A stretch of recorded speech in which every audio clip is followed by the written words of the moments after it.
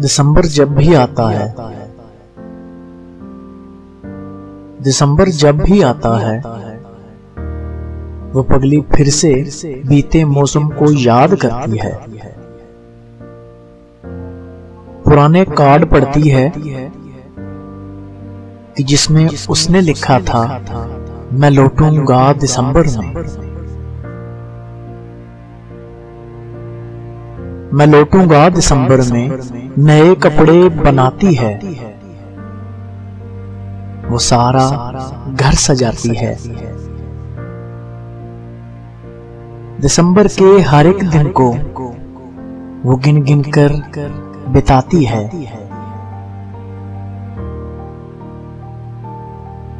जो ही 15 गुजरती है, वो कुछ कुछ टूट जाती है। वो कुछ कुछ टूट जाती है,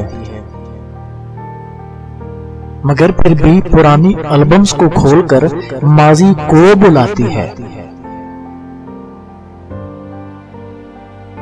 नहीं मालूम ये उसको कि बीते वक्त की खुशियां बहुत तकलीफ देती हैं, महज दिल को जलाती हैं,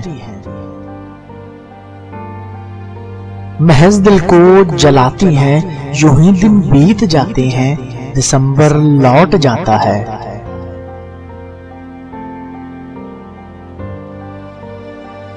दिसंबर लौट जाता है, मगर वो खुशफहम लड़की दोबारा से कैलेंडर में दिसंबर के महीने के सफे को मोड़कर फिर से